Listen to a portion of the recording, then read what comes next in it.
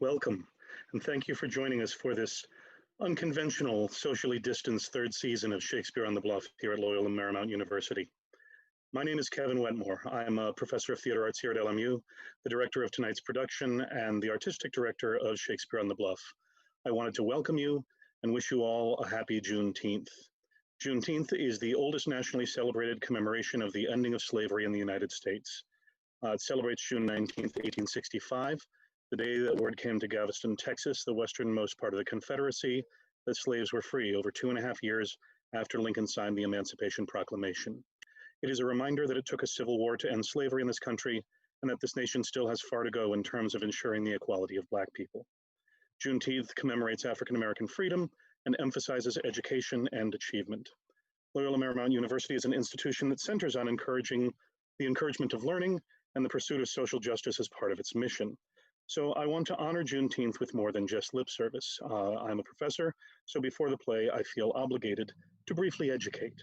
I would like to take this moment to talk a little bit about social change, Shakespeare, Black theater, and what we, the beneficiaries of centuries of racial privilege, can do to educate ourselves. We are doing Shakespeare, we are doing theater in a time of enormous upheaval and social change. 3 months ago today, California closed. We had canceled our Shakespeare season due to the global pandemic, and then at the suggestion of the administration, we have tried to bring our season to our audience online. At the same time, America is now reckoning with the long and terrible history of systemic racism in our country, in our communities, in our universities, and yes, in our theaters. It is my hope you will enjoy the show tonight, but it is also my hope that after you watch this play of poor choices, toxic masculinity, humor, heartbreak, and scheming, you have uncomfortable conversations. The play is called All's Well That Ends Well. That presupposes there are endings, that the characters can live happily ever after the curtain comes down. But Shakespeare's play suggests that, as in real life, there is no happily ever after. We just go on. It's okay to be happy, sad, silly, and disheartening with the world all at the same time, but that does not free us from the work that we must do. What does this play mean to us in our current state? Please have that talk after tonight. It's okay to do Shakespeare, but we must recognize that we are able to do so because of our privilege, and we must use that privilege to change, well, everything. To that end, if you watch the show tonight, I hope afterwards you will go to the link on our Facebook page or our Instagram.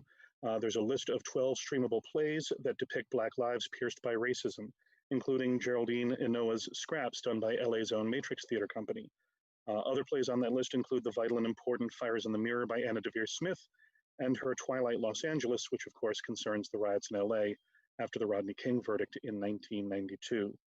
I hope you will support in every sense of the word and attend works by African American theater companies and theaters that work to empower Black communities and to collectively work towards racial unity and racial equality. All of us, artists and audiences, must do this. The history of Shakespeare and Black theater is a fascinating one and an underrepresented one in both our culture and, sadly, our curriculum.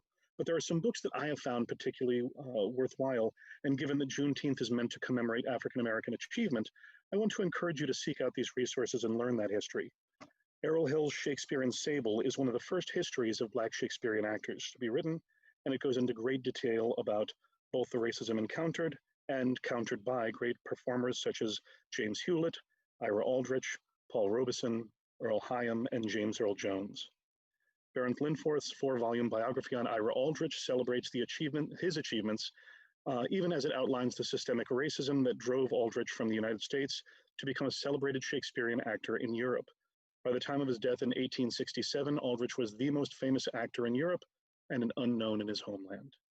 If you don't know who Ira Aldrich is, I encourage you to learn about him. While Linforth's is the most comprehensive biography, there are a number of really good ones out there, and even a really great children's book about him. I would also encourage you to purchase and read Carlisle Brown's play, The African Company Presents Richard III. It's based on a true story. The play is set in New York in 1821. William Henry Brown, a freed Black American, opened the African Theater and organized a production of Shakespeare's Richard III for a predominantly Black audience.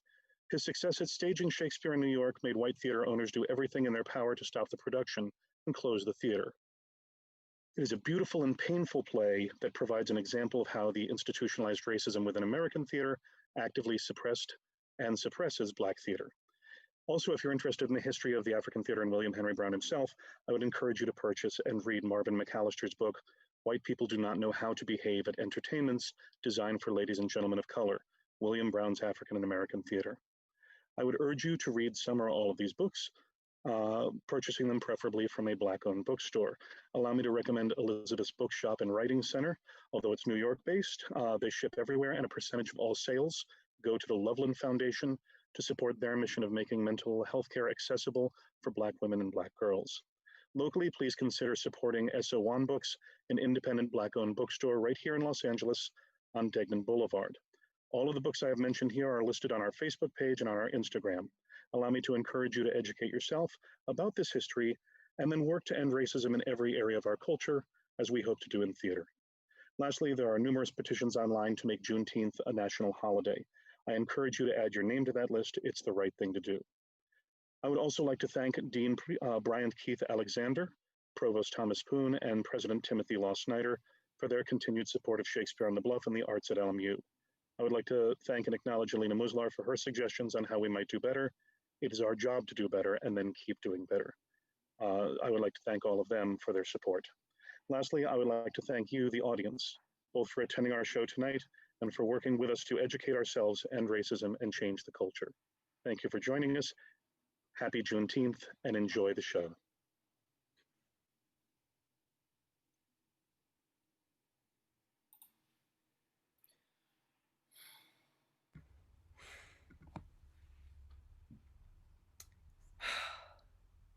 Oh. In delivering my son from me, I bury a second husband. And I, in going, madame, weep o'er my father's death anew, that I must attend his majesty's command. You shall find of the king a husband, madam, and you, sir, a father. What hope is there of his majesty's amendment? He hath abandoned his physicians, madam, under whose practices he hath persecuted time with hope, and finds no other acknowledgments other than the loss of hope by time. This young gentlewoman had a father. Oh, that had! How sad a passage 'tis! Whose skill was almost as great as his honesty, had it stretched so far, would have made nature immortal, and death should have play for lack of work. Would he were living, I think it would be the death of the king's disease. How called you the man you speak of, madam? He was famous, sir, in his profession, and it was his great right to be so. Gerard de Narbonne. He was excellent indeed, madam. The king very lately spoke of him admiringly and mourningly. He was skillful enough to have lived still, if knowledge could be set up against mortality. What is it, my good lord, the king languishes of? A fistula, my lord. I've heard not of it before. I would it were not notorious. Was this gentlewoman the daughter of Gerard de Narbonne? Oh, his sole child, my lord, and bequeathed to my overlooking. She has... I have hope of her good that her education promises. Her dispositions she inherits, and from them she derives her honesty and achieves her goodness. Your commendations, madam, get from her tears. The remembrance of her father never approaches her heart, but the tyranny of her sorrows takes all livelihood from her cheek. No more of this, Helena. Go to, no more, lest it be rather thought you affect a sorrow than to have. I do affect a sorrow, indeed, but I have it too. Moderate lamentation is the right of the dead, but excessive grief, enemy to the living. Madame, I desire your holy wishes. Be thou blessed, Bertram, and succeed thy father in manners as in shape. Love all, trust a few, do wrong to none, and keep thy friend under thy own life's key. Be checked for silence, but never taxed for speech. Oh, what heaven more will that thee may furnish, and my prayers pluck down, fall on thy head. Oh, farewell, my lord. Good my lord, advise him. He cannot want the best that shall attend his love. Farewell, Bertram. The best wishes that can be forged in your thoughts be servants to you. Be comfortable to my mother. Farewell, pretty lady. You must hold the credit of your father. Were that all? I think not on my father. What was he like? I have forgot him. My imagination carries no favor int but Bertram's. I am undone. There be no living, none, if Bertram be away. The ambition of my love thus plagues itself. The hind that would be mated by the lion must die for love. It's pretty, though a plague, to see him every hour. But now he's gone, and my idolatrous fancy must sanctify his relics. Who comes here? One that goes with him. I know him a notorious liar. Think him a great way fool, solely a coward. Save you, fair queen? And you, monarch? Oh, no. And no. Are you meditating on virginity? You! It is not politic in the commonwealth of nature to preserve virginity. Loss of virginity is rational increase, and there was never virgin got till virginity was first lost. That you were made of is metal to make virgins. Virginity, by being once lost, may be 10 times found. By being ever kept, it is ever lost. 'Tis too cold a companion. Away with. To speak on the part of virginity is to accuse your mothers, which is most infallible disobedience. Besides, virginity is peevish, proud, idle, made of self-love, which is the most inhibited sin in the canon. Keep it not. Will you anything with it? Not my virginity, yet. There shall your master know 1,000 loves. Now shall he know not what he shall. God send him well. The court's a learning place, and he's One a faith.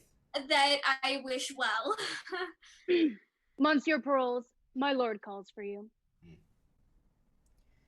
Little Helen, if I can remember thee, I will think of thee at court. Monsieur Parolles, you were born under a veritable star. Ah, under Mars, I especially think under Mars. Ah, why under Mars?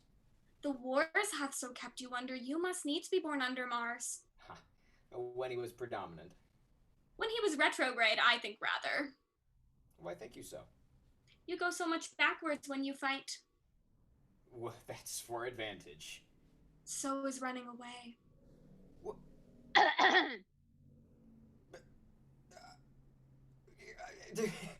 I am so full of businesses, I cannot answer thee acutely, so farewell.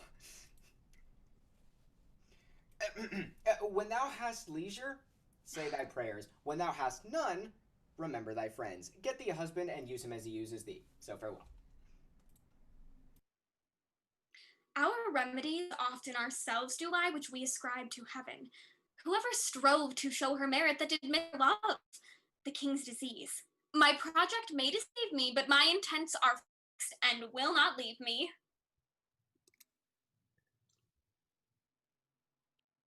The Florentines and Sinois continue a braving war. So 'tis reported, sir. Nay, 'tis most credible. We here receive it a certainty, vouched from our cousin Austria, that the Florentine will move us for speedy aid, wherein our dearest friend prejudicates the business and would seem to have us make denial. His love and wisdom, approve it so to your majesty, may plead for amplest credence. He hath armed our answer, and Florence is denied before he comes. Yet, for the gentlemen that wish to see the Tuscan service, freely have they leave to stand on either part. Right, well may serve a nursery to a gentry, who are sick for breathing and exploit. What's he comes here? It is the Count Tressilian, my good lord, young Bertram.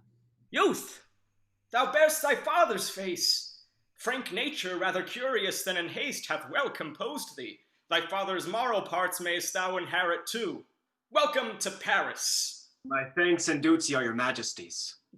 I would I had that corporal soundness now as when thy father and myself in friendship first tried our soldiership.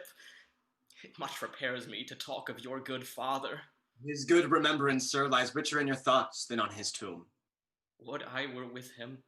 Your love it, sir. They that least lend it, you shall lack you first. I fill a place, I know it. How long is't, Count, since the physician at your father's died? He was much famed. Some 6 months since, my lord. If he were living, I would try him yet. Welcome, Count Bertram. My son's no dearer. Thank your majesty.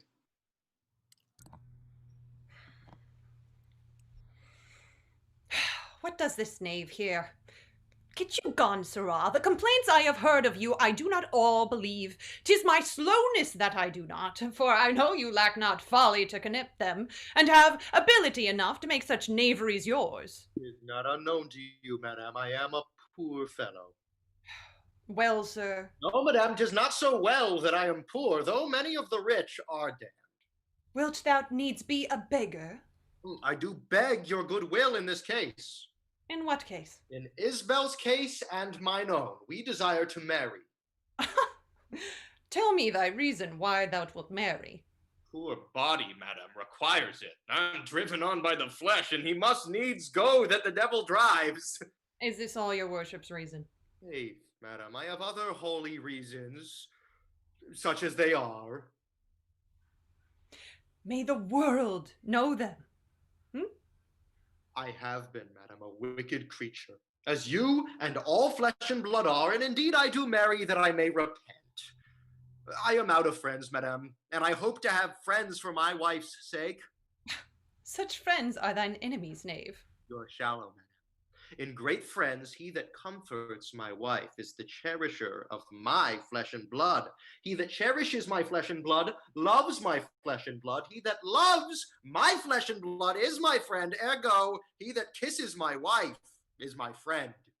Wilt thou ever be a foul-mouthed and calumnious knave? Oh.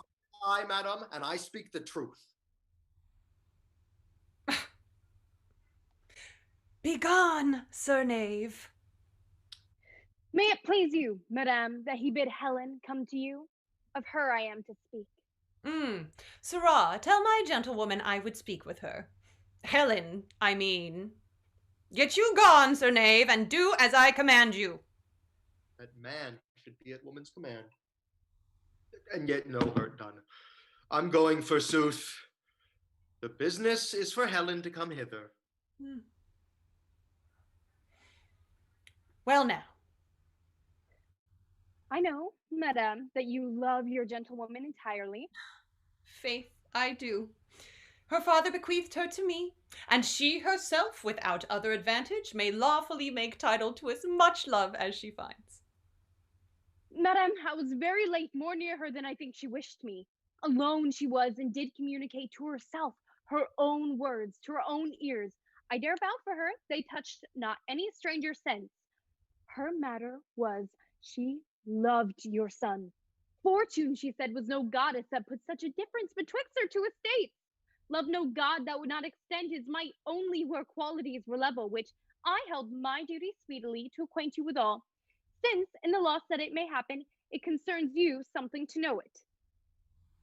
You have discharged this honestly. Keep it to yourself. Many likelihoods informed me of this before that I could neither believe nor misdoubt. Oh, pray you leave me. Stall this in your bosom, and I thank you for your honest care. I will speak with you further anon.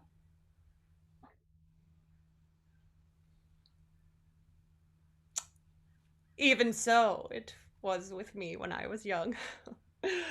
This thorn doth to our rose of youth rightly belong.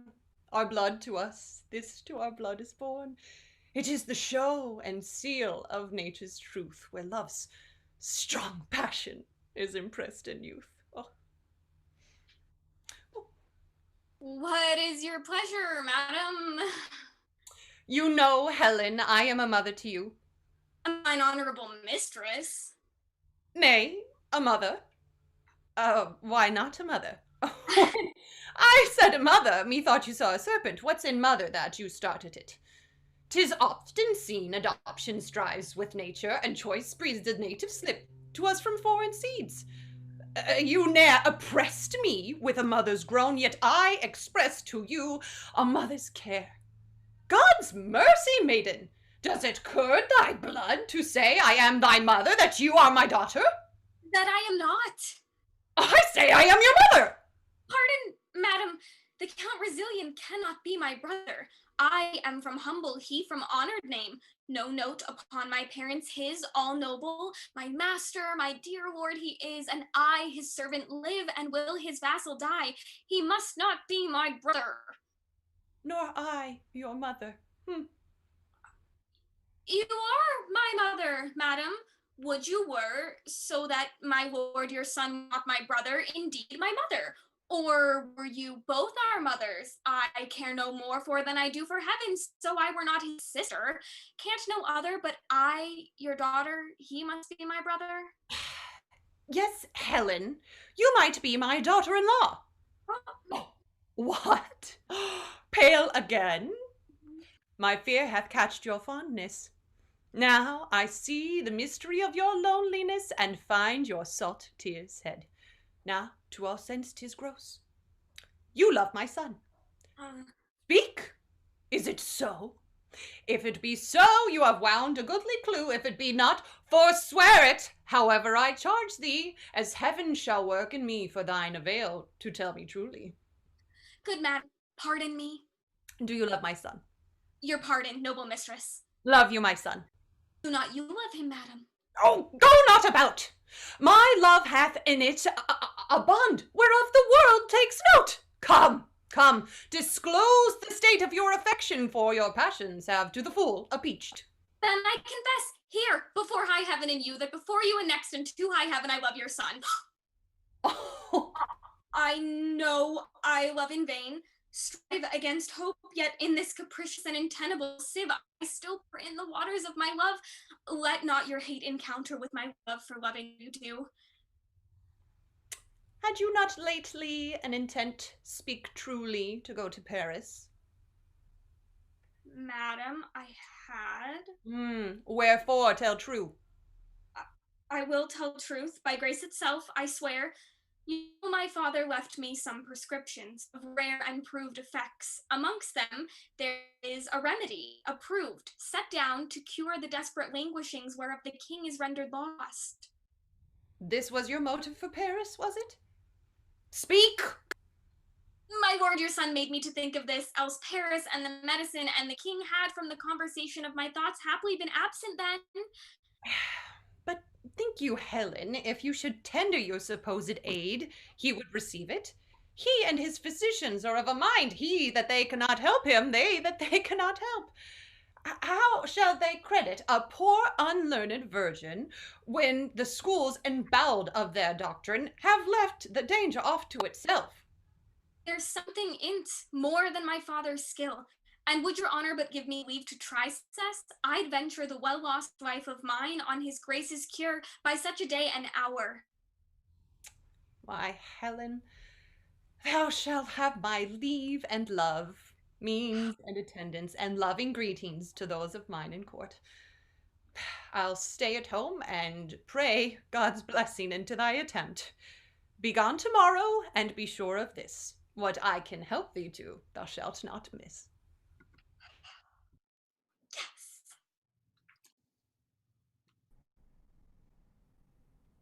Farewell, young lords. 'Tis our hope, sir, after well-entered soldiers, to return and find your grace and health.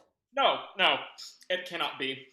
And yet my heart will not confess he owes the malady that doth my life besiege. Farewell, young lords. Whether I live or die, be you the sons of worthy Frenchmen. I say farewell. Health at your bidding, serve your majesty. Those girls of Italy, take heed of them. They say our French lack language to deny if they demand. Beware of being captives before you serve. Our hearts receive your warnings, your majesty. Farewell. Come hither to me. Whew. My sweet lord, that you will stay behind us? 'Tis not his fault, the spark. I am commanded here and kept a coil with too young and the next year, and 'tis too early. And their mind stand to it, boy. Steal away bravely. I shall stay here, a 4-horse to a smock, and no sword worn but one to dance with?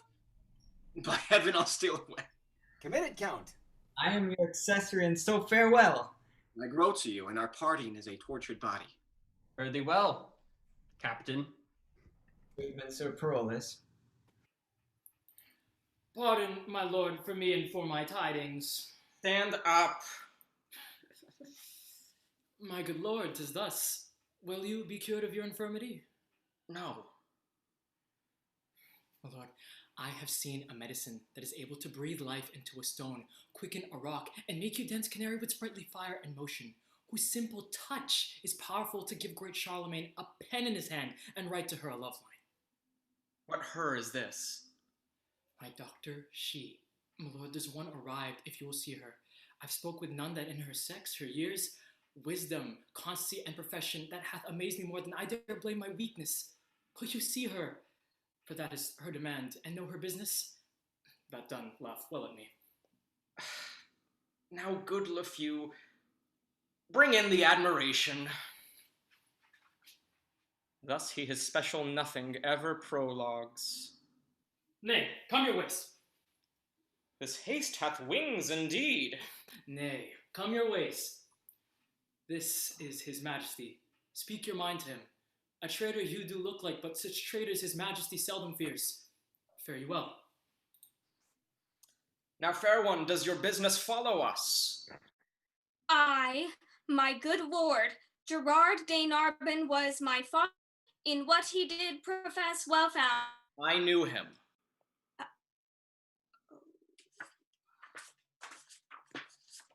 The rather will I say praises towards him, knowing him is enough. On bed of death, many receipts he gave me, chiefly one which, as the dearest issue of his practice, and hearing that your majesty is touched with that malignant cause, wherein the honor of my father's gift stands chief in power, I come to tender it and my appliance with all bound humbleness. We thank you, maiden, but may not be so credulous of cure when our most learned doctors leave us, and the congregated college have concluded that laboring art can never ransom nature from her innatable estate. What I can do no hurt to try.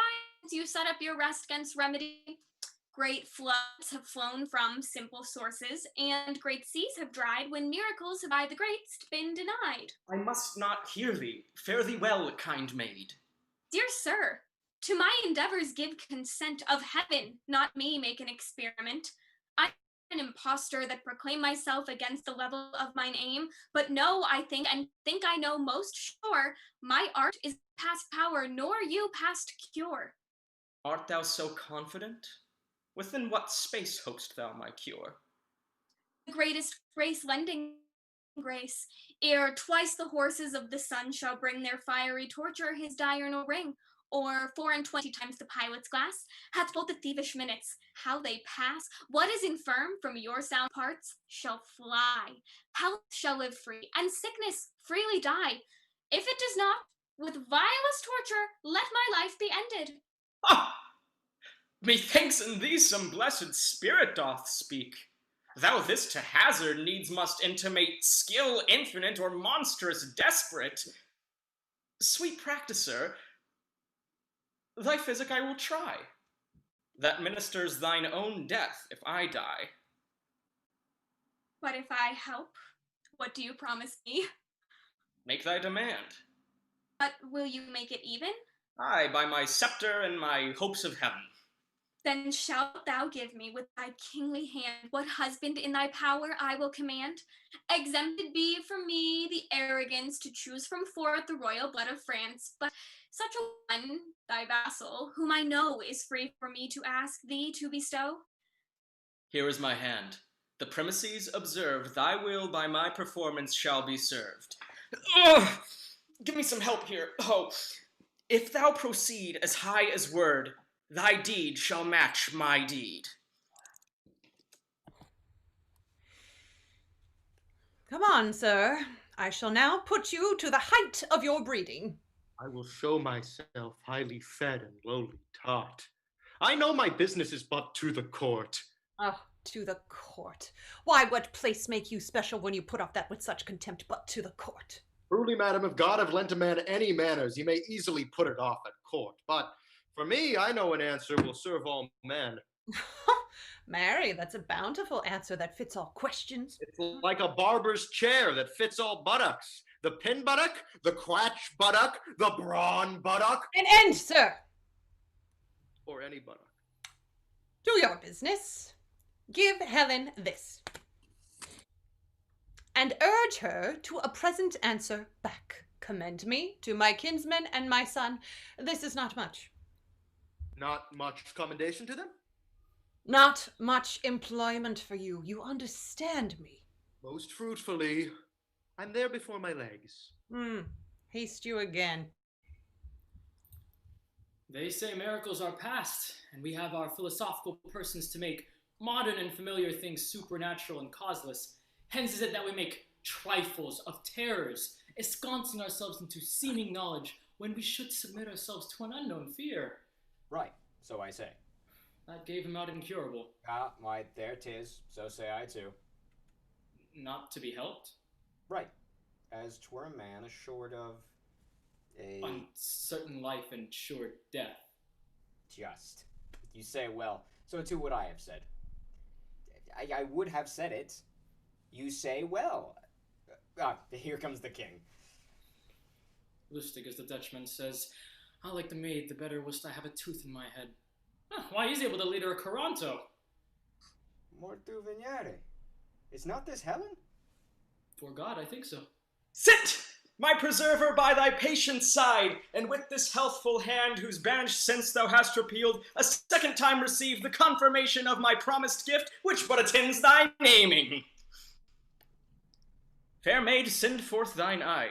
This youthful parcel of noble bachelors stand at my command, o'er whom both sovereign power and father's voice I have to use. Thy frank election make. Thou hast power to choose, and they none to forsake. To each of you one fair and virtuous mistress fall when love please. Marry to each but one. Peruse them well, not one of those but had a noble father. Gentlemen, heaven hath through me restored the king to health. God bless Praise thee. be. Impressive. Yeah. I am a simple maid, and therein wealthiest that I protest, I simply am a maid. Please it your majesty, I have done already. The blushes in my cheeks thus whisper, we blush that thou shouldst choose, but be refused. Let the white death sit on thy cheek forever, will ne'er come there again. Make choice and see. Who shuns thy love, shuns all his love in me. Sir, will you hear my suit? And grant it. Thanks, sir. All the rest is mute. What? The sir that flames in your fair eyes before I speak too threateningly replies. Love make her fortunes 20 times above her that so wishes, and her humble love.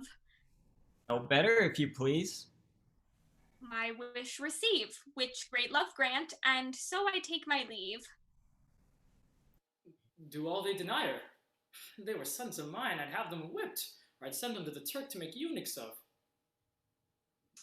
You are too young, too happy, and too good to make yourself a son out of my blood. Repeat yourself, young man. Fair one. I think not so. Hey. Oh, never. I dare not say I take you, but I give me and my service ever whilst I live into your guiding power. This is the man. Why then, young Bertram, take her. She's thy wife. I shall beseech your highness in such a business. Give me leave to use the help of mine own eyes. Knowst thou not, Bertram, what she has done for me? Yes, my lord, but never hope to know why I should marry her. Thou knowst she has raised me from my sickly bed. But follows it, my lord, to bring me down must answer for your raising. I know her well. She had her breeding at my father's charge. A poor physician's daughter, my wife? Disdain, rather corrupt me ever. 'Tis only title thou disdainst in her, the which I can build up. If she be all that is virtuous, save what thou dislikes, a poor physician's daughter, thou dislikes a virtue for the name, but do not so. If thou canst like this creature as a maid, I can create the rest. Virtue in she is her own dower, honor and wealth from me. I cannot love her, nor will strive to do't. Thou wrongst thyself if thou shouldst strive to choose. That you are well restored, my lord, I'm glad. Let the rest go. My honor's at the stake, which to defeat I must produce my power. Here, take her hand. Ha! Scornful boy, unworthy this good gift, check thy contempt, obey our will, or I will throw thee from my care forever. Into the staggers and the careless lapse of youth and ignorance, both my revenge and hate loosing upon thee without all terms of pity. Speak thine answer. Pardon, my gracious lord, for I submit my fancy to your eyes. When I consider what great creation and what dole of honor flies where you bid it, I find that she, which late was in my nobler thoughts most base, is now the praised of the king, who, so ennobled, is as 'twere born so. Take her by the hand, and tell her she is thine, to whom I promise a counterpoise, if not to thy estate, a balance more replete. Take her hand. Good fortune and the favor of the king smile upon this contract, whose ceremony shall seem expedient upon the now-born brief, and be performed tonight. This solemn feast more shall attend upon the coming space, expecting absent friends. As thou loved her, thy love's to me religious, else does err. Here, monsieur, a word with you. Your pleasure, sir. Your lord and master did well to make his recantation. Recantation? My lord? My master? Aye, is it not a language I speak?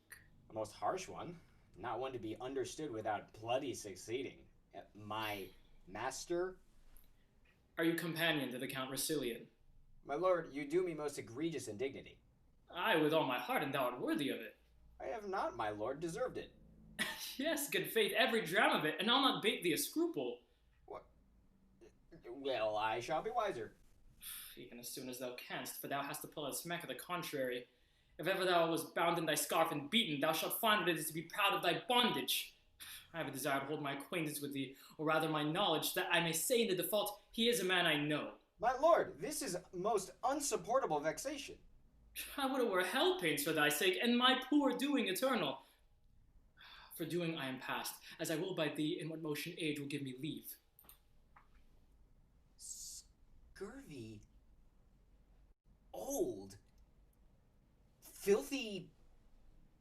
Scurvy lord. Well, I must be patient. There's no fettering of authority. I'll beat him. By my life, if I could meet him with any convenience, and he were double a lord, I'll have no more pity of his age than I would have of a, I'll beat him, and if I could but meet him again. Sirrah, your lord and master's married. There's news for you. You have a new mistress. I most unfeignedly beseech your lordship to make some reservation of your wrongs. He is my good lord, whom I serve above is my master. Who, God? Aye, sir. The devil it is that's thy master. Methinkest thou art a general offense, and every man should beat thee. I think thou was made for men to breathe themselves upon thee. This is hard and undeserved measure, my lord. Go to, sir. You are beaten in Italy for picking a kernel out of a pomegranate. You are a vagabond and no true traveler. You are more saucy with lords and honorable personages than the commission of your birth and virtue gives you heraldry. You are not worth another word, else I'd call you knave. I leave you. Good! Very good. It is so then. Good. Very good. Let it be concealed a while. I'm done and forfeited to cares forever. What's the matter, sweetheart? Although in front of the solemn priest I have sworn, I will not bed her. What? What, sweetheart? Parolles, they have married me. I'll to the Tuscan moors and never bed her. France is a dog hole that no more merits the tread of a man's foot. Therefore to the war. There's letters from my mother. What the import is, I know not yet. Aye, that would be known. But to the wars, my boy, to the wars. He wears his honor in a box unseen that hugs his kicky-wicky here at home. Therefore to the war. Shall be so. I'll send her to my house, acquaint my mother with my hate to her and wherefore I'm fled, write to the king that which I durst not speak. His present gift shall furnish me to those Italian fields where noble fellows strike. War is no strife to the dark horse and the detested wife. Come to my chamber and advise me. I'll send her straight away. Tomorrow I'll to the war, and she to her single sorrow. Why, these balls bound, and there's noise in it, 'tis hard. A young man married is a man that's marred. Therefore away. Leave her bravely, go. The king has done you wrong. But hush, 'tis so.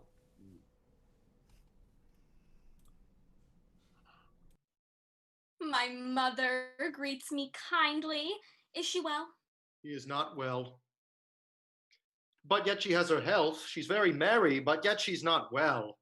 But thanks be given, she's very well and wants nothing in the world, but yet she is not well. If she be very well, what does she ail that she's not very well? Truly, your mother's very well indeed, but for two things. What two things? One, that she's not in heaven, whither God send her quickly. The other, that she's in earth, from whence God send her quickly. Bless you, my fortunate lady. My knave. How does my old lady? So that you had her wrinkles and I her money. I would she did as you say. Why, I say nothing. Marry, you are the wiser man, for many a man's tongue shakes out his master's undoing. To say nothing, to do nothing, to know nothing, and to have nothing is to be a great part of your title, which is within a very little of nothing. Away, thou art a knave. You should have said, sir, before a knave, thou art a knave. That's before me, thou art a knave. This had been the truth, sir. Go to, thou art a witty fool, I have found thee. Did you find me in yourself, or were you taught to find me? The search, sir, was profitable, and much fool may you find in you, even to the world's pleasure and the increase of laughter. A good knave, if faith and well fed? Madam, my lord will go away tonight. A very serious business calls on him. The great prerogative and right of love, which as your due time claims, he does acknowledge, but puts it off to a compelled restraint. What's his will else? That you will take your instant leave of the king, and make this haste as your own good proceeding, strengthened with what apology you think may make it probable need. What more demands he? That, having this obtained, you attend his further pleasure. In everything I wait upon his will. I shall report it so. But I hope your lordship thinks not him a soldier. Yes, my lord, and of very valiant to prove. You have it from his own deliverance. And by other warranted testimony. Then my dial goes not true. I took this lark for a bunting. I do assure you, my lord, he's very best in knowledge, and accordingly valiant. I have been sinned against his experience and transgressed against his valor, and my state that way is dangerous, since I cannot yet find in my heart to repent. Here he comes. I pray you make us friends. I will pursue the amity. These things shall be done, sir. Is she gone to the king? She is. Will she away tonight? As you'll have her. I've writ my letters, casketed my treasure, given order to our horse, and by tonight, when I should take possession of the bride, and ere I do begin. God save you, Captain. Is there any unkindness between my lord and you, Monsieur? I know not how I have deserved to run into my lord's displeasure. You have made shift to run into it, boots and spurs and all, like him that leapt into the custard. And out of it you'll run again, rather than suffer question for your residence. It may be you who have taken him, my lord. And shall do so ever, though I took him at his prayers. Fare you well, my lord, and believe this of me. There can be no kernel in this light nut. The soul of this man is his clothes. Trust them not in matter of heavy consequence. I have kept of them tame, and know their natures. Farewell, monsieur. I've spoken with thee better than you have, or will to deserve at my hand. But we must do good against evil. An idle lord, I swear. I think not so. Why? Do you not know him? Yes, I do know him well, and common speech gives him a worthy pass. Oh my god, here comes my clog. I have, sir, as I was commanded from you, spoke with the king, and have procured his leave for present parting. Only he desires some private speech with you. I shall obey his will. You must not marvel, Helen, at my course. I heard I was not for such a business, therefore I am found so much unsettled. This drives me to entreat you that presently you take your way for home. This to my mother. It will be 2 days ere I shall see you, so I leave you to your wisdom. Sir, I can nothing say but that I am your most obedient servant. Come, no more of that.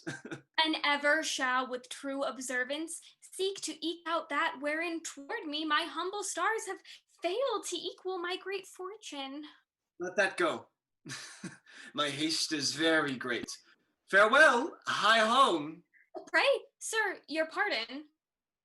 Well, what would you say? I am not worthy of the wealth I owe, nor dare I say 'tis mine, and yet it is. But like a timorous thief, fain would steal what law does vouch mine own. What would you have? Something, and scarce so much, nothing, indeed. I would not tell you what I would, my lord. Faith, yes, strangers and foes do sunder and not kiss. I pray, say not, but haste a horse. I shall not break your wedding. My lord, monsieur, farewell. Go thou toward home, where I will never come while I can shake my sword or hear the drum. Away and for our flight! Bravely, Coraggio. So that from point to point, now have you heard the fundamental reasons of this war, whose great decision hath much blood let forth, and more thirst after. Holy seems the quarrel upon your grace's part, black and fearful on the opposer. Therefore we marvel much our cousin France would in so just a business shut his bosom against our borrowing prayers. Good my lord, the reasons of our state I cannot yield. Like a common and an outward man that the great figure of counsel frames, by self-enabled motion, and therefore dare not say what I think of it, since I have found myself in my uncertain grounds to fail as often as I guessed. Be it his pleasure. But, I'm sure the younger of our nation, who surfeit on their ease, will day by day come here for physic. And welcome shall they be, and all the honors that can fly from us shall on them settle. You know your place as well when betters fall, for your avails they fell. Tomorrow to the field.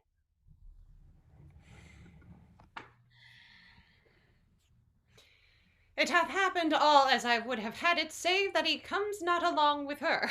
By my troth, I take my young lord to be a very melancholy man. Let me see what he writes and when he means to come. I have no mind to Isbel since I was at court. Our old lings and our Isbels of the country are nothing like your old lings and your Isbels of the court. The brains of my Cupid's knocked out, and I begin to love as an old man loves money, with no stomach. What have we here? Even that you have there.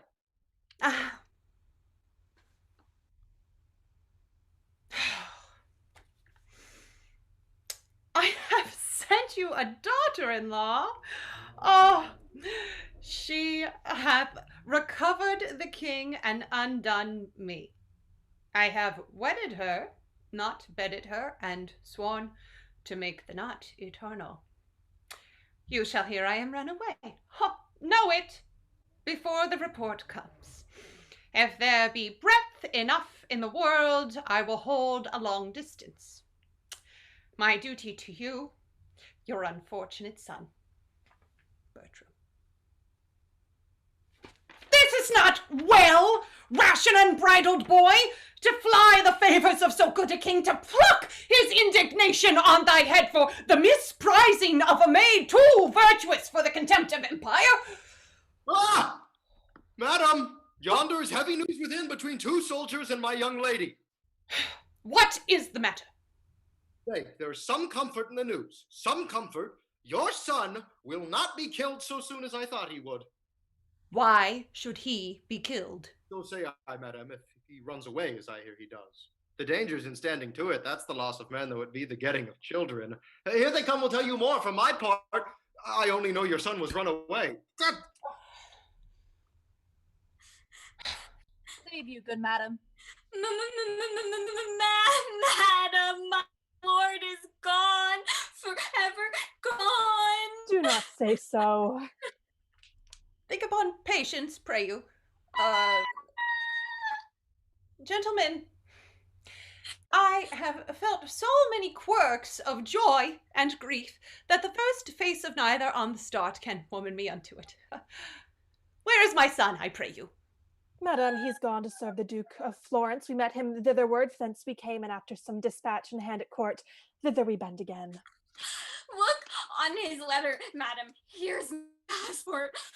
When thou canst get the ring upon my finger, which never shall come off, and show me a child begotten of thy body that I am father to, then call me a husband. But in such a then I write a never.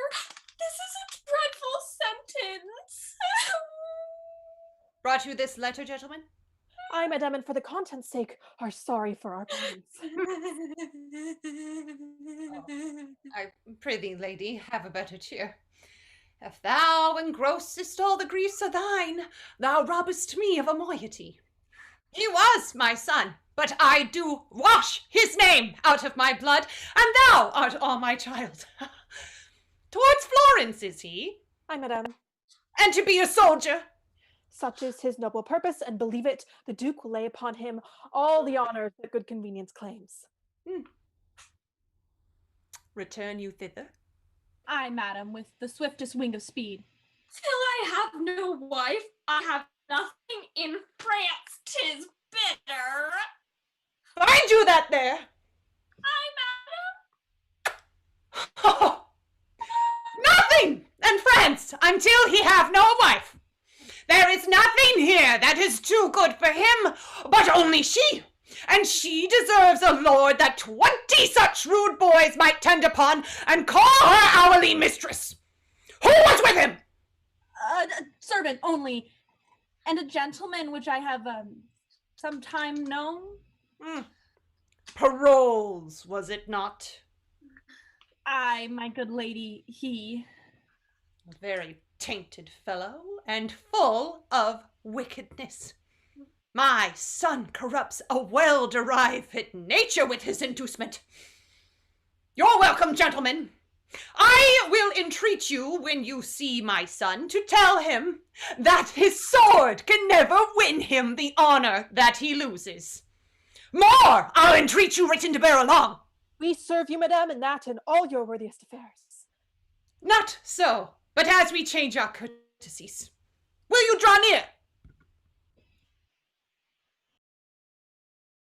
Till I have no wife, I have nothing in France. Nothing in France until he has no wife. Thou shalt have none, Brazilian, none in France, then hast thou all again. Poor lord, is't I that chase thee from thy country and expose those tender limbs of thine to the event of the none-sparing war? And is't I that drive thee from the sportive court where thou wast shot at with fair eyes to be the mark of smoky muskets? Whoever shoots at him, I set him there. Whoever charges on his forward breast, I am the caitiff that to hold him to it. And though I kill him not, I am the cause his death was so affected. Better 'twere that all the miseries which nature owes were mine at once. No, come thou home, Brazilian, whence honor but of danger wins its scars, oft it loses all. I will be gone. It is my being here that holds thee hence. Shall I stay here to do it? No, no, although the air of paradise did fan the house and angels officed all, I will be gone, that pitiful rumor may report my flight to consolate thine ear. Come, night and day, for with the dark, poor thief, I'll steal away. Ah, the general of our horse thou art, and we, great in our hope, bestow our best love and credence upon thy promising fortune. Sir, it is a charge too heavy for my strength, but yet we'll strive to bear it for your worthy sake, to the extreme edge of hazard. Then go thou forth, and fortune play upon thy prosperous helm as thy auspicious mistress. This very day, great Mars, I put myself into thy file. Make me but like my thoughts, and I shall prove a lover of thy drum, hater of love.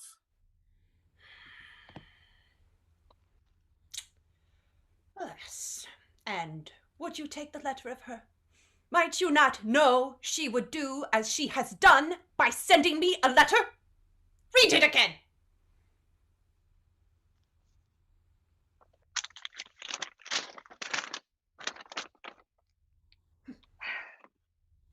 I am Saint Jacques' pilgrim, thither gone. Ambitious love hath so in me offended, that barefoot plod I the cold ground upon. With saint did vow my faults to have amended, right from that bloody course of war. My dearest master, your dear son, may high bless him at home in peace, whilst from far his home with zealous fervor sanctify. His taken labors bid me forgive. I, his despiteful Juno, sent him forth from courtly friends with camping foes to live, where death and danger dog the heels of worth. He is too good and fair for death in me, whom I myself embrace to set him free. Ugh, what sharp stings are in Ronaldo. Ronaldo, you did never lack advice so much as letting her pass so. Had I spoke with her, I could have well diverted her intents, which thus she hath prevented. Pardon me, madame. If I given you this at overnight, she might have been o'erta'en. And yet she writes, pursuit would be but vain. Oh, what angel shall bless this unworthy husband?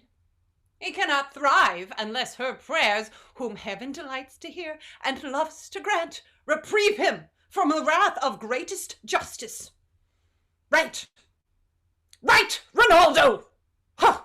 To this unworthy husband of his wife, let every word weigh heavy of her worth that he does weigh too light. My greatest grief, though little he do feel it, set down sharply. Dispatch the most convenient messenger. When haply he shall hear that she is gone, he will return. And hope I may that she, hearing so much, will speed her foot again, led hither by pure love. Oh, which of them both is dearest to me? I have no skill in sense to make distinction. Provide this messenger. My heart is heavy, and mine age is weak. Grief would have tears, and sorrow bids me speak.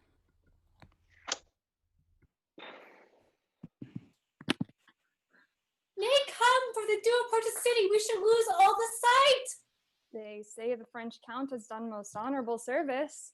It is reported he has taken the greatest commander. With his own hand he slew the Duke's brother.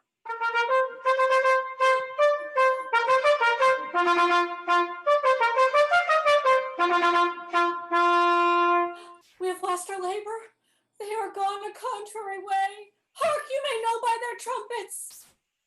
Come, let's return again and suffice ourselves with a report of it. Bueno, Diana, take heed of this French earl. The honor of a maid is her legacy, and no, honor is as rich as honesty. I've told my neighbor how you have been solicited by a gentleman, his companion. I know that knave, hang him. One Parolles is a filthy officer he is in those suggestions for the young earl. Beware of them, Diana. Promises, enticements, oaths, tokens, and all these engines of love. Go under. Many a maid hath been seduced by them, and the misery is example that so terrible shows in the rack of maidenhood, which cannot dissuade succession, but that they are limed with the twigs that threaten them. I hope I did not advise you further, but I hope your own grace will keep you where you are. But Now there were no danger known, but the modesty which is so lost. Más sabe el diablo por viejo que por diablo. You shall not need to fear me. I hope so. Look, here comes a pilgrim. I know she'll light my house. Thither they send one another. I'll question her. God save you, pilgrim. Whither abound? To St. Jacques le Grand. Where do the Palmers lodge? I do beseech you. At the St. Francis here beside the port. Is this the way? Aye, nary is it. Hark you, they come this way. If you will tarry, holy pilgrim, until the troops come by, I will conduct you where you shall be lodged. The rather, for I think I know your hostess, as ample as myself. Oh, is it yourself? If you shall please so, pilgrim. I thank you, and will stay upon your leisure. You came, I think, from France? I did so. Here to see a countryman of yours that has done worthy service. His name, I pray you? The Count Russillian. Know you such a one? But by the ear that hears most nobly of him, his face I know not. Whatsoever he is, he's bravely taken here. He stole from France, as 'tis reported, for the king had him married against his liking. You it is so? Aye, surely, mere the truth, I know his lady. There's a gentleman that serves the count, reports but coarsely of her.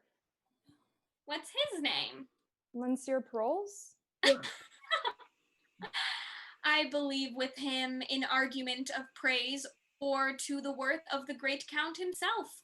She is too mean to have her name repeated. All her deserving is a reserved honesty, and that I have not heard examined. Alas, poor lady, 'tis a hard bondage to become the wife of a detesting lord. I warrant, good creature, wheresoe'er she is, her heart weighs sadly. This young maid might do her a sure turn if she pleased. How do you mean? Perhaps the amorous count solicits her in the unlawful purpose? He does indeed, and brooks all that can in such a suit corrupt the tender honor of a maid. But she is armed for him and keeps her guard in honestest defense. The God forbid all else. So now they come. That is Antonio, the Duke's eldest son, that Aeschylus. Which is the Frenchman? He, that with the plume, 'tis a most gallant fellow. I would he loved his wife. Is it not a handsome gentleman? I like him well. 'Tis pity he's not honest. Yon's that same knave that leads him to these places. Were I his lady, I would poison that vile rascal. Which is he? That jackanapes with scarves. Why is he melancholy? Oh, perchance he's hurt to the battle. Crudely vexed at something. Look, he has spied us. May I hang you, hijo de puta! The troop is past. Come, pilgrim, I will bring you where you shall host. I've enjoyed penitence, there's 4 or 5, to great St. Jacques bound, already at my house. I humbly thank you. Pleaseth this matron and this gentle maid to eat with us tonight? The charge and thanking shall be for me, and to requite you further, I shall bestow some precepts of this virgin worthy the note. We'll take your offer kindly. Nay, my good lord. Put him to it. Let him have his way. If your lordship find him not a coward, hold me no more in your respect. On my life, my lord, a bubble. Do you think I'm so far deceived in him? Believe it, my lord. In mine own direct knowledge, with no malice, but to speak of him as my kinsman. He's a most notable coward, an infinite, an endless liar, an hourly promise breaker, and the owner of no one good quality worthy of your lordship's entertainment. Would I knew in what particular action to try him. None better than to let him fetch off his drum, which you hear him so confidently undertake to do. I, with a group of Florentines, will suddenly surprise him. Such I will have whom I'm sure he knows not from the enemy. We will bind and hoodwink him, so that he should suppose he is being brought into the leaguer of our adversaries when we bring him to our own tents. Be but your lordship present at his examination, and if he do not, for the promise of his life and from the highest compulsion of base fear, offer to betray you and deliver all the intelligence in his power against you, and that with the divine forfeit of his soul upon oath, never trust my judgment in anything ever again. Oh, shit. For the love of laughter, my lord, hinder not the honor of his design. Let him fetch off his drum in any hand. How now, Monsieur? This drum sticks sorely in your disposition. A pox on it, let it go, 'tis but a drum. But a drum? Is't but a drum so lost. There was excellent command to charge with our horse upon our own wings and to rend our own soldiers. Well, we cannot greatly condemn our success. Some dishonor we had in the loss of that drum, but it is not to be recovered. It might have been recovered. It might, but it is not now. It is to be recovered. Why, if you have a stomach to it, Monsieur, if you think your mystery and stratagem can bring back this instrument of honor again to his native quarter, be magnanimous in the enterprise and go on. I shall grace this worthy attempt for a worthy exploit. If you speed well in it, the Duke will not only speak of it, but will extend to you what further becomes his greatness, even to the utmost syllable of your worthiness. By the hand of a soldier, I will undertake it. But you must not now slumber on it. All about it this evening. I will pen down my dilemmas, encourage myself in my certainty, put myself into my mortal preparation, and by midnight look to hear further from me. May I be bold to acquaint his grace that you've gone about it? I know not what the success will be, my lord, but the attempt I vow. I know thou'rt valiant, and the possibility of thy soldiership will subscribe for thee. Farewell. I love not many words. No more than a fish loves water. Okay. But is it not a very strange fellow, my lord, that so confidently seems to undertake this business that he knows is not to be done? He damns himself to do it and then dares 'twere better be damned than to do it? You do not know him, my lord, as we do. Certain it is that he will steel himself into man's favor for weak escape, a great deal of discoveries, but when you find him out, you have him ever after, huh? I must go look to my twigs. He will be caught. Your brother, he shall come along with me. As it please your lordship, I'll leave you. Now will I lead you to the house and show you the lass I spoke of? But you say she's honest. That's all the fault. I've spoke to her but once and found her wondrous cold. But I did even send it to her by the same coxcomb that we have in the wind, tokens and letters that she did resend. And that's all that I've done, but she's a fair creature. Will you go see her? With all my heart, my lord.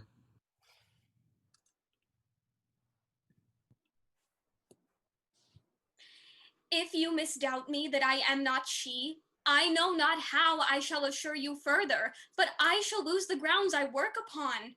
Though my state be fallen, I was well born, nothing acquainted with these businesses. I would not put my reputation now in any staining act. Nor would I wish you. First, give me trust. The Count, he is my husband.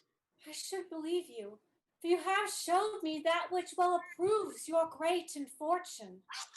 Take this purse of gold, and let me buy your friendly help thus far, which I will overpay and pay again when I have found it.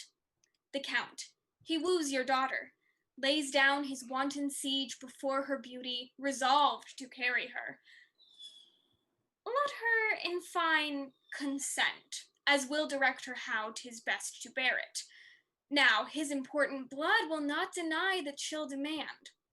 A ring the Count he wears, that downward hath succeeded in his house from son to son, some 4 or 5 descents since the first father wore it.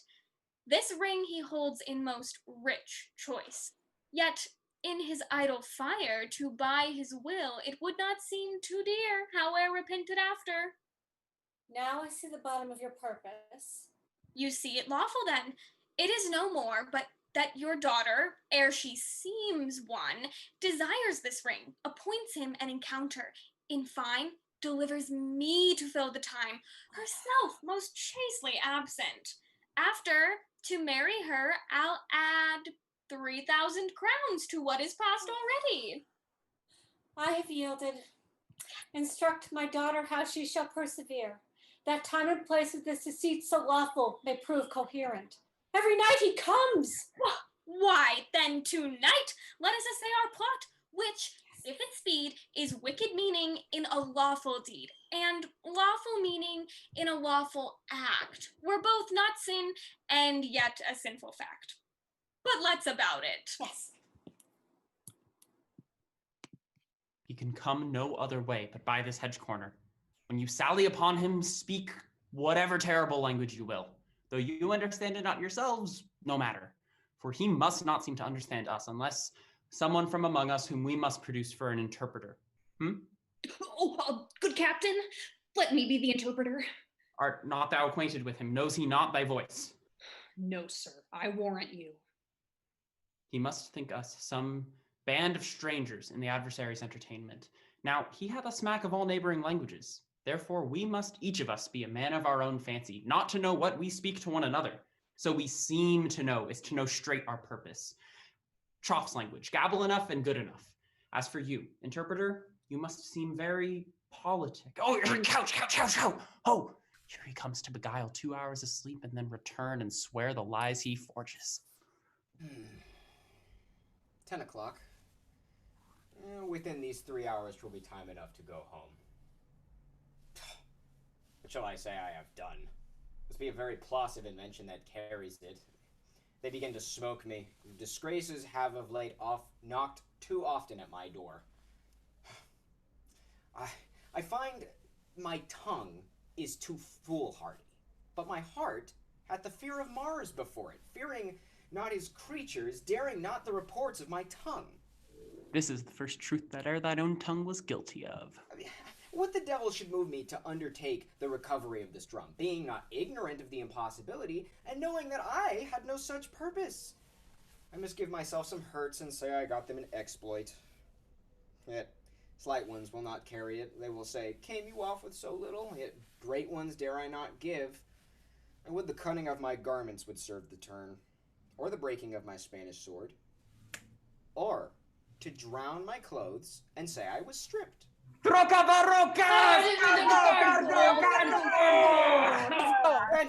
Ransom! Do not hide mine eyes! Velociraptor cargo, mina! Basco, subdireno, Basco.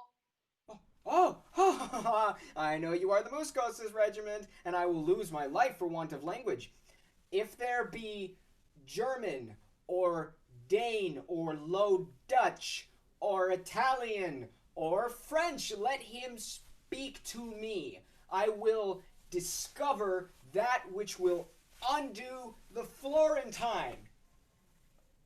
Basco, Verando, I understand thee and can speak thy tongue. Yes, Kellogg's puffs. Sir, but take thee to thy faith, for 17 poignards are at thy bosom. Pray, where the bango? Stolicniak, Putin, Mario. The general is content to spare thee yet, and hoodwinked as thou art, will lead thee on to gather from thee. Haply thou mayest inform something to save thy life. Oh, sir, let me live, and I will speak all the secrets of our camp. Their force, their purposes, nay, I will seek that which you will wonder at. But wilt thou faithfully? If I do not, damn me. Caro matata, come on, thou art granted space. Go tell the captain and my brother. We have caught the woodcock and will keep him muffled till we do hear from them. Captain, I will.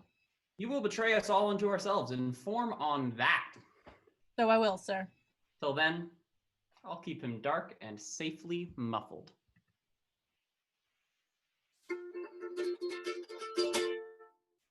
They told me that your name was Fontibel. No, my good lord. Diana. Titled goddess, and worth it with addition. But, fair soul, in your fine frame hath love no quality? If the quick fires of youth not light your mind, then You are no maiden, but a monument, and when you are dead, you should be such a one as you are now. For you are cold and stern, and now you should be such a one as your mother was when your sweet self was got. She then was honest. So should you be. No, my mother did but duty such, my lord, as you owe to your wife. Come, no more of that. I pray thee, do not strive against my vows. I was compelled to her, but I love thee. Aye, so you serve us till we serve you. But when you have our roses, you barely leave our thorns to prick ourselves and mock us with our bareness. Now have I sworn. 'Tis not the many oaths that makes the truth, but the plain single vow that is vowed true. Be not so wholly cruel. Love is holy, and my integrity ne'er knew the crafts you do charge men with. Stand no more off, but give thyself into my sick desires, who then recovers. Say thou art mine, and ever as my love, as it begins, shall so persevere. I see that men may rope us in such a snare that we'll forsake ourselves. Give me that ring. I'll lend it thee, my dear, but have no power to give it from me. Will you not, my lord? It is an honor longing to our house, bequeathed down by many ancestors, which were to be the greatest obloquy in the world for me to lose. Mine honors such a ring. My chastity is the jewel of our house, bequeathed down from many ancestors, which were the greatest obloquy in the world in me to lose. Here, take my ring. My house, mine honor, yea, my life is thine, and I'll be bid by thee. When midnight comes, knock at my chamber window. I'll order take my mother shall not hear. Now I charge you in the band of truth, when you have conquered my yet maiden bed, remain there but an hour, nor speak to me. My reasons are most strong, and you shall know them when back again this ring shall be delivered. And on your finger in the night, I'll put another ring, that what in time proceeds may token to the future our past deeds. Adieu till then fail not. You have won a wife of me, though there my hope be done. Heaven on earth I've won by wooing thee. For which to live long to thank both heaven and me. You may so in the end. My mother told me just how he would woo, as if she sat in his heart. She said all men have the like oaths. He had sworn to marry me when his wife's dead. Therefore I'll lie with him when I am buried. Since Frenchmen are so braid, marry that will, I live and die a maid. Only in this disguise I think it no sin to cozen him that would unjustly win. You have not given him his mother's letter? I've delivered it an hour since. There is something in it that stings his nature, for on the reading it he changed almost into another man. He has much worthy blame upon him for throwing off so good a wife and so sweet a lady. Especially he hath incurred the everlasting displeasure of the king, who had even tuned his bounty to sing happiness to him. Say, I will tell you a thing, but you shall let it dwell darkly with you. When you have said it, 'tis dead, and I am the grave of it. He hath perverted a young gentlewoman here in Florence of a most chaste renown, and this night he fleshes his will in the spoil of her honor. He hath given her his monumental ring, and thinks himself made in the unchaste composition. Is it not meant damnable in us to be trumpeters of our own unlawful intents? So, we shall not then have his company tonight? Not till after midnight, for he is died into his hour. Ugh. In the meantime, what hear you of these wars, Captain? I hear there's an overture of peace. Nay, I assure you, a peace concluded. What will Count Rosalion do then? Will he travel higher or return again into France? I take it by this command you are not altogether of his counsel? Let it be forbid, sir, so should I be a great deal of his act. Sir, his wife, some 2 months since, fled from their house. Her pretense was a pilgrimage to St. Jacques-le-Grand. Her tenderness made us prey to her grief. In fine, she made a groan of her last breath. Now she sings in heaven. How's this justified? The stronger part of it by her letters, which makes her story true even to the point of her death. Her death itself, which is not to say her office was to come, was faithfully confirmed by the rector of the place. And have to count all this intelligence? Aye, and the confirmations, point from point, to the full arming of the verity. I am heartily sorry that he will be glad of this. Oh, here's his lordship now. How now, my lord? Is it not after midnight? I have tonight dispatched 16 businesses, a month's length apiece. By an abstract of success, I have congealed with the Duke, done my adieu with his nearest, buried a wife, mourned for her, writ to my lady mother that I am returning, and effected many nicer needs. But come, shall we have this dialogue between the fool and the soldier? Bring him forth, this counterfeit module has deceived me like a double-meaning prophesier. Bring him forth, has sat in the stocks all night. Poor gallant knave, huh? No matter, his heels have deserved it in usurping his spurs for so long. How does he carry himself?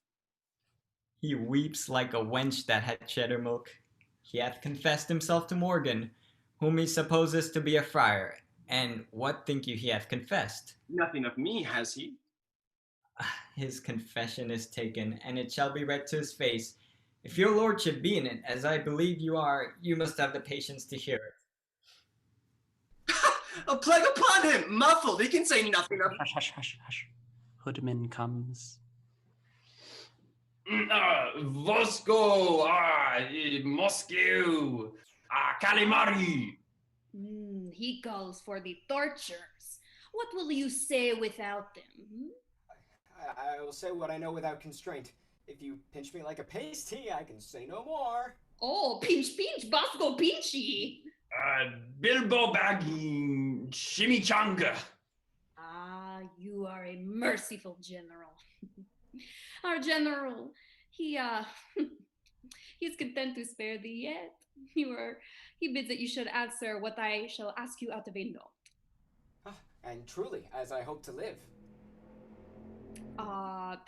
First demand of him how many horse the Duke is strong. What say you to that? 5,000 or 6,000, but very weak and unserviceable. The troops are all scattered, and the commander's very poor rogues, upon my reputation and credit, and as I hope to live. Shall I set down your answer, so? Do. I'll take the sacrament on to how and which way you will. All's one to him, what a past saving slave is this? Nay, sir, nay, you are deceived. This is Monsieur Parolles, the gallant militarist. Those were his words. Well, that is set down. 5,000 or 6,000 horse, I said, for I'll speak true. Or thereabouts put down, for I'll speak truth.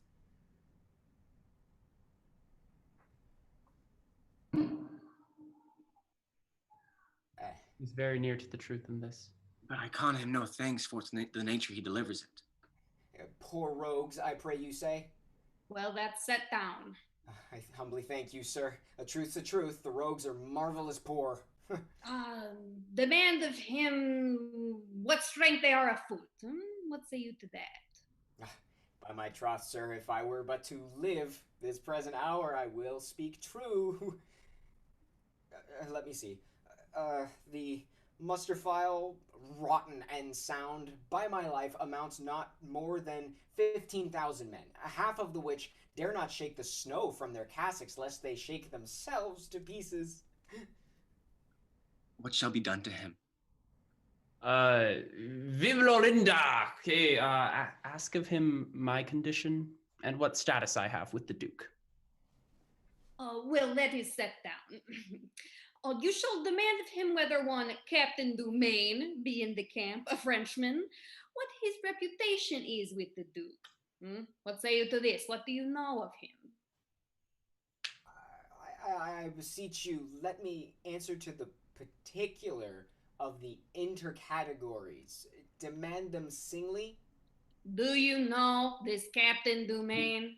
I know him. He was a botcher's prentice in Paris, from whence he was whipped for getting the Shreve's fool with child, a dumb innocent who could not say him nay.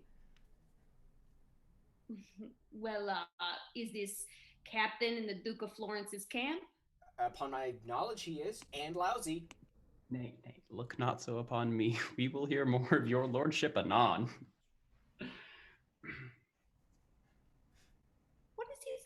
reputation with the Duke. The Duke knows him for no other than a poor officer of mine, who writ to me the other day to turn him out of the band. I think I have his letter in my pocket. Oh, Mary will search. In good sadness, I do not know. Either it is there or it is upon a file in the Duke's tent with his other letters. Ah, here it is. Here's a paper. Shall I read it to you? I do not know if it be it or no. Our interpreter does it well.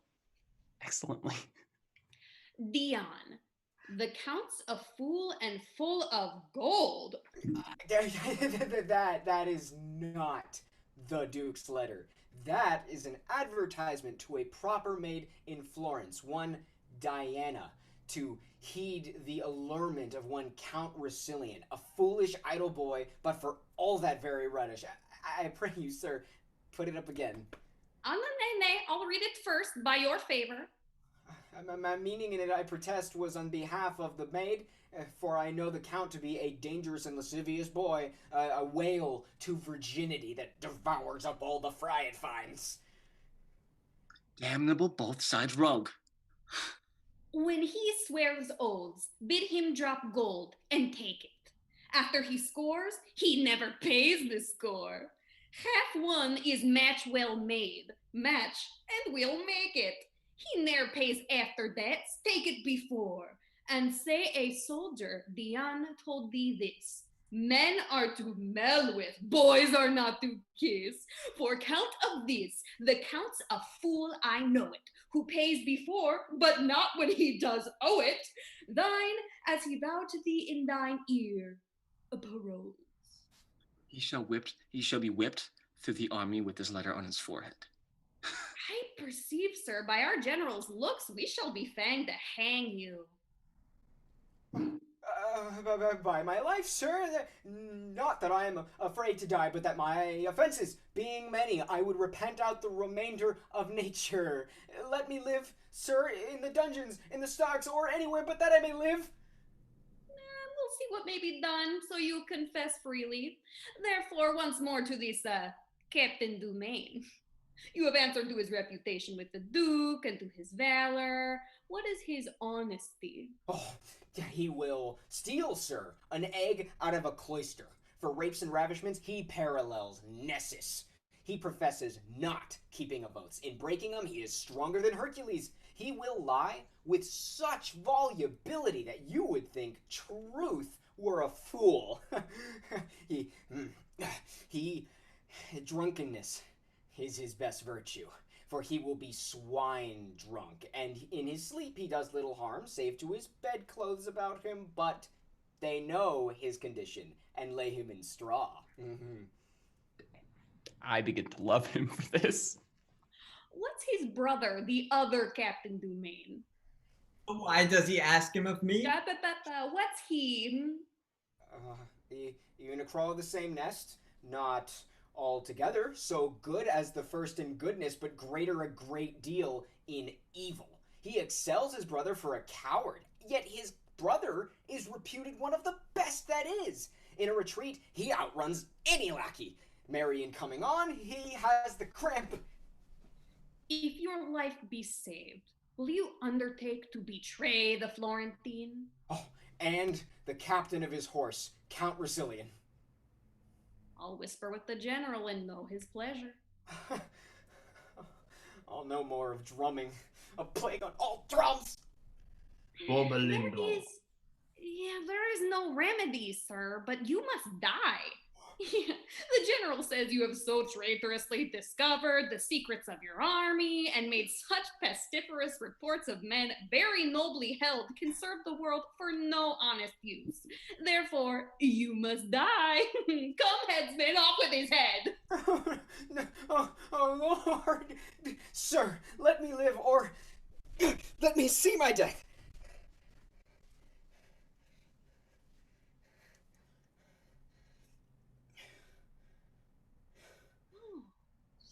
Oh, look about you. Know you any here? Good morrow, noble captain. God bless you, Captain Parolles. God save you, good captain. Captain, what greeting will you to my lord laugh you? I am for France. Good captain, will you give me a copy of that sonnet that you wrote for Diana on behalf of the Count Resilient? and you know, were I not a very coward, I demand it of you. But fare you well. Oh, you are undone, Captain.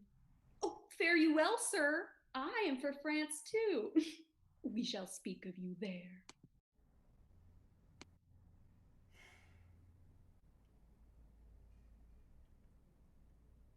Yet, I am thankful. If my heart were great, it would burst at this.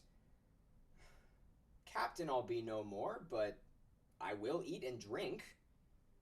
Parolles live safest in shame. Being fooled by foolery thrive. There's place and means for any man alive.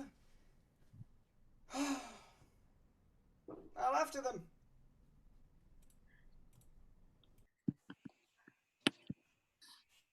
That you may well perceive I have not wronged you, I duly am informed his grace is at Marseille, to which place we have convenient convoy. You must know, I am supposed dead. The army breaking, my husband hied him home, where, heaven aiding, and by the leave of my good lord the king, will be before our welcome. Gentle madam, you never had a servant whose trust your business was more welcome. Nor you, mistress, ever a friend whose thoughts more truly labor to recompense your love. Doubt not, but heaven hath brought me up to be your daughter's dower, as it hath fated her to be my helper and motive to a husband. You, Diana, under my poor instructions, yet must suffer something in my behalf. Let death and honesty go with your impositions. I am yours upon your will to suffer. We must away. Our wagon is prepared, and time revives us. All's well that ends well. Still, the fine's the crown. Whate'er the course, the end is the renown. No. Your son was misled with a snip tap at a fellow there. Your daughter-in-law had been alive at this hour, and your son here at home, more advanced by the king than by that red-tailed humblebee I speak of. I would I had not known him. It was the death of the most virtuous gentlewoman that ever nature had praise for creating. 'Twas a good lady, 'twas a good lady. We may pick 1,000 salads ere we light on such another herb. Whether dost thou profess thyself a knave or a fool? A fool, sir, at a woman's service, and a knave at a man's. Your distinction? I would cozen the man of his wife and do his service. So you're a knave at his service indeed. And I would give his wife my bauble to do her. I will subscribe for thee. Thou art both knave and fool. At your service. No. Hold thee. There's my purse. I give thee not this to suggest thee from thy master thou talk'st of. Serve him still. I begin to be aweary of thee. A smart knave and a fool. So he is.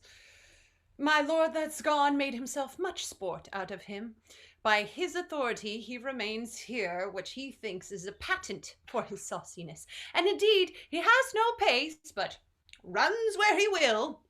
I like him well. And I was about to tell you, since I heard of the good lady's death, and that my lord your son was upon his return home, I moved the king my master to speak in the behalf of my daughter. His highness hath promised me to do it, and to stop up the displeasure he hath conceived against your son. There is no fitter matter. How does your ladyship like it? With very much content, my lord, and I wish it happily effected. His highness comes post from Marseille, of his able body as when he numbered 30. He'll be here tomorrow. It rejoices me that I hope I shall see him ere I die. I have letters that my son will be here tonight. I shall beseech your lordship to remain with me till they meet together. I shall, madam.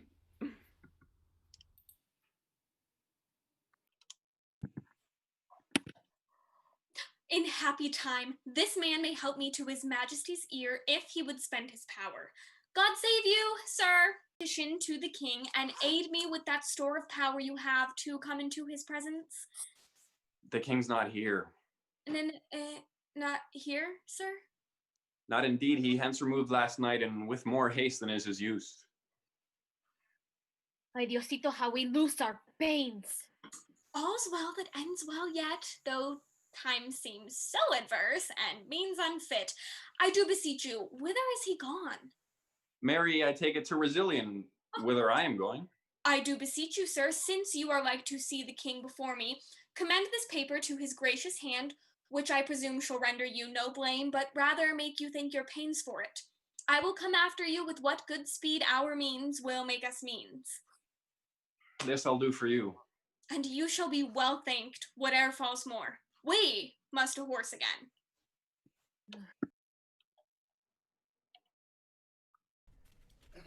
Good Monsieur Lavach, give my Lord Lefew this letter. I have ere now, sir, been better known to you when I held familiarity with fresher clothes, but I am now, sir, muddied in fortune's mood and smell somewhat strong of her strong displeasure. Truly, fortune's displeasure is but sluttish if it smells so strongly as thou speakst of. Prithee, allow the wind. Nay, sir, you need not hold your nose. I spake but a metaphor. Indeed, if your metaphors stink, I will stop my nose, or against any man's metaphor. Prithee, get thee further. Pray you, sir, deliver me this paper. Look, here he comes himself. I do pity his distress in my smiles of comfort, and it will be your lordship. My lord, I am a man whom fortune hath cruelly scratched. And what would you have me to do? 'Tis too late to pare her nails now. I'm for other business. I beseech your honor to hear me one single word. My name, my lord, is Parolles. Out upon thee, knave.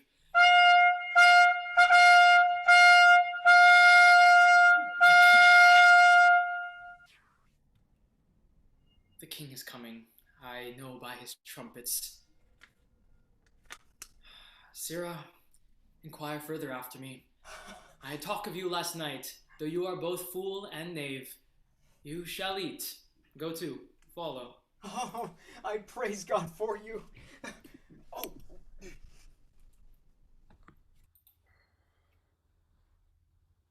We lost a jewel of her, and our esteem was made much poorer by it, but your son, as mad in folly, lacked the sense to know her estimation home. 'Tis past, my liege, and I beseech your majesty to make it natural rebellion, done in the blade of youth, when oil and fire too strong for reason's force o'erbears it and burns on. My honored lady, I have forgiven and forgotten all. Oh. This I must say, but first I beg my pardon. The young lord did to his majesty, his mother, and his lady offense of mighty note, but to himself the greatest wrong of all. He lost a wife, whose beauty did astonish the survey of richest eyes, whose words all ears took captive, whose dear perfection hearts that scorn to serve humbly called mistress. Praising what is lost makes the remembrance dear. Well, call him hither, we are reconciled, let him not ask our pardon. The nature of his great offense is dead, and deeper than oblivion we do bury the incensing relics of it. Let him approach a stranger, no offender, and inform him so 'tis our will he should. I shall, my liege. What says he to your daughter? Have they spoke? All he is hath reference to your highness. Then we shall have a match. He looks well on it. My high repentant blames, dear sovereign. Pardon to me. All is whole, not one word more of the consumed time. You remember the daughter of this lord? Admiringly, my liege. At first I stuck my choice upon her, ere my heart durst make too bold a herald of my tongue. Thou didst love her, strike some scores away from the great compt, but love that comes too late, like a remorseful pardon slowly carried, to the great sender turns a sour offense. Be this sweet Helen's knell, and now forget her. Send forth your amorous token for fair Maudlin. The main consents are had, and here we'll stay to see our widower's second marriage day. Which better than the first? Oh, dear heaven bless. Come on, my son, in whom my house's name must be digested. Give a favor from you to sparkle in the spirits of my daughter, that she may quickly come.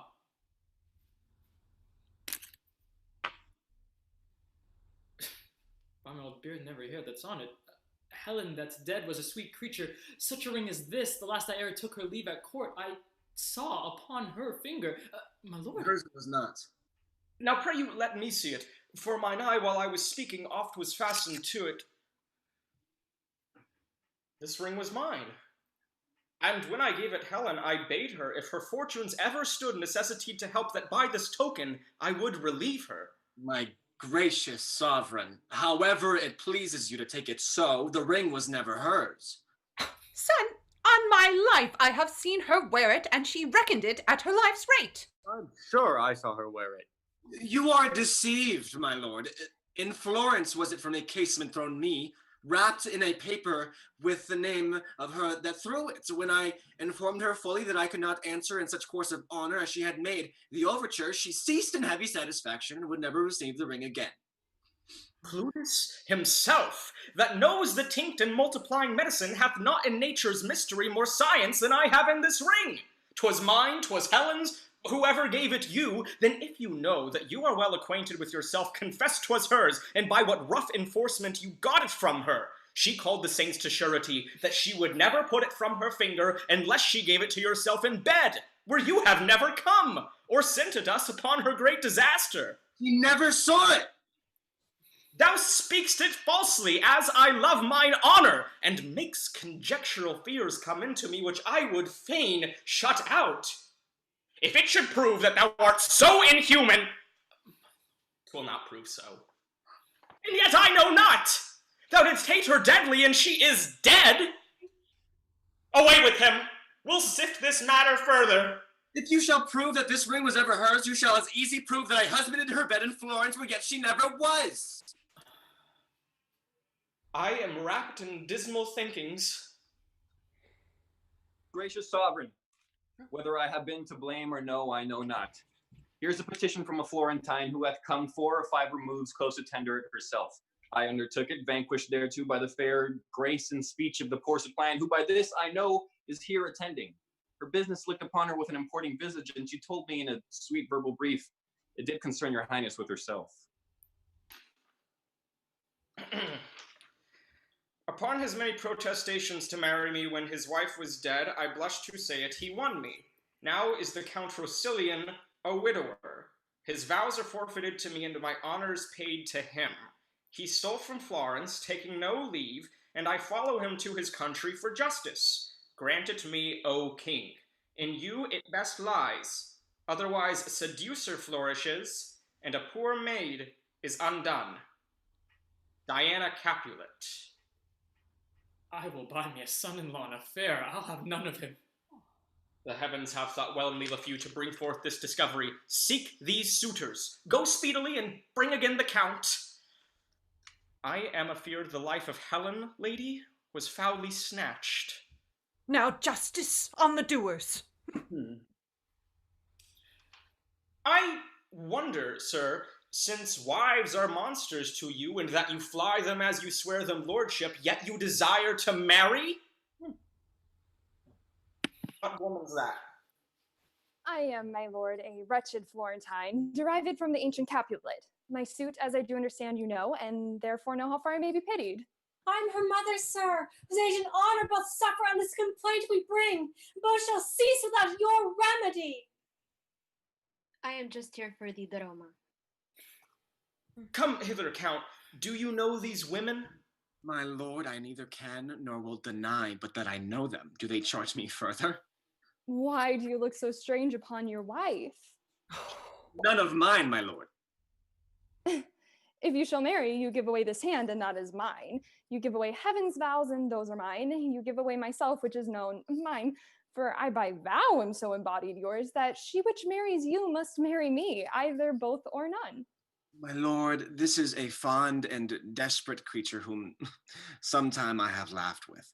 Let your highness lay a more noble thought upon mine honor than for to think that I would sink it here. Good, my lord, ask him upon his oath if he does think he had not my virginity. What sayest thou to her?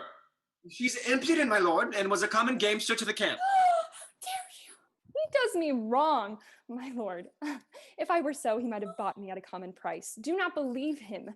Oh, behold this ring, whose high respect and rich validity did lack a parallel. Yet for all that, he gave it to a commoner of the camp, if I be one. He blushes, and 'tis hit. Oh, of 6 preceding ancestors, that ring conferred by testament to the sequent issue hath it been owned and worn. This is his wife. That rings 1,000 proofs. Methought you said you saw one here in court could witness it? I did, my lord, but loath them to produce so bad an instrument. His name's Parolles. No. I saw the man today, if man he be. Find him and bring him hither. What of him? He's quoted for a most perfidious slave, with all of the spots in the world taxed and debauched, whose nature sickens but to speak a truth. Am I or that or this for what he'll utter that will speak anything? She hath that ring of yours. She has. Certain it is I liked her and boarded her in the wanton way of youth. She stole the ring, and I had that which any inferior at market price have bought. I must be patient. You that have turned off a first so noble wife may justly die at me. I pray you yet. Since you lack virtue, I will lose a husband. Send for your ring, I will return it home, and give me mine again. I have it not. What ring was yours, I pray you? Sir, much like the same upon your finger. Know you this ring? This ring was his of late. And this was it I gave him, being abed. The story then goes false, you threw it him out of a casement. I have spoke the truth. My lord, I do confess the ring was hers. Is this the man you speak of? Aye, my lord. Tell me, Sirrah, but tell me true, I pray you, by him and by this woman here, what know you? So, please your majesty, my master hath been an honorable gentleman. Tricks he hath had in him which gentlemen have. Come, to the purpose. Did he love this woman? Faith, sir, he did love her. But how? How, I pray you? He loved her, sir, as a gentleman loves a woman. How is that? He loved her, sir, and loved her not. Do you know he promised me marriage? Faith, I know more than I'll speak. But wilt thou not speak all thou knowst? Yes, so please your majesty. I did go between them, as I said, but more than that, he was mad for her, for I knew of their goings to bed and other motions as promising her marriage, and other things which would derive me ill will to speak of. Therefore I will not speak of all I know. Thou hast spoken all already, unless thou canst say they are married, but thou art too fine in thy evidence, therefore stand aside. This ring you say was yours. Aye, my good lord. Where did you buy it? Or who gave it you? It was not given me, nor I did not buy it. Who lent it you? It was not lent me neither. Where did you find it, then? I found it not. If it were yours by none of all these ways, how could you give it to him? I never gave it him. This ring was mine. I gave it his first wife. It might be yours or hers, for aught I know. Take her away. I do not like her now. To prison with her, and away with him. Unless thou tellst me where thou hadst this ring, thou diest within the hour. I think thee now some common customer. By Jove, if ever I knew man 'twas you. Wherefore hast thou accused him all this while? Because he's guilty, and he's not guilty. He knows I'm no maid, and he'll swear to it. I'll swear I am a maid, and he knows it not. Great king, I am no strumpet. By my life, I am either maid or else this old man's wife. She does abuse our ears. To prison with her. Good mother, fetch my bail. Stay, royal sir, the jeweler that owes the ring is sent for, and he shall surety me. But for this lord who hath abused me as he knows himself, though yet he never harmed me, here I quit him. He knows himself my bed he hath defiled, and at that time he got his wife with child.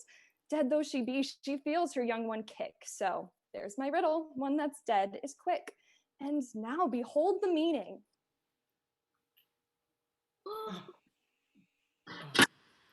Is there no exorcist beguiles the truer office of mine eyes? Is't real that I see? No, my good lord, 'tis but the shadow of a wife you see, the name and not the thing. Oh, my good lord, when I was like this maid, I found you wondrous kind. There is your ring, and look you, here's your letter. This it says, when from my finger you can get this ring, and are by me with child, etc. This is done. Will you be mine now you are doubly won? If it appear not plain and prove untrue, deadly divorce come between me and you. Oh, my dear mother, do I see you living? My nice Melanians, I shall weep anon. From point to point let us this story know, to make the even truth in pleasure flow. If thou beest yet a fresh uncropped flower, choose thou thy husband, and I'll pay thy dower. For I can guess that by thy honest aid, thou kept'st a wife herself, thyself a maid. Of that, and all the progress, more or less, resolvedly more leisure shall express.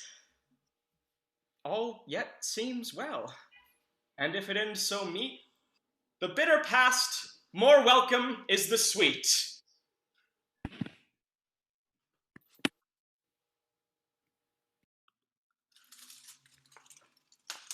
The king's a beggar. Now the play is done. All is well ended if this suit be won. That you express content, which we will pay with strife to please you, day exceeding day. Ours be your patience, and yours our parts. Your gentle hands lend us, and take our hearts.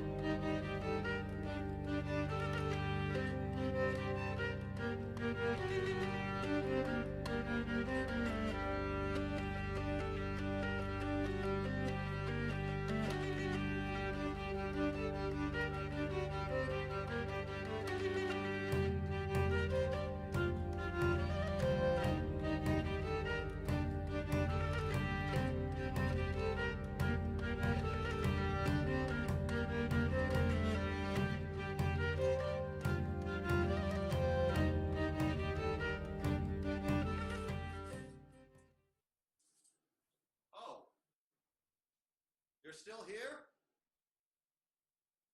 Go home. Oh, what? Did you think there would be something at the end for you? Go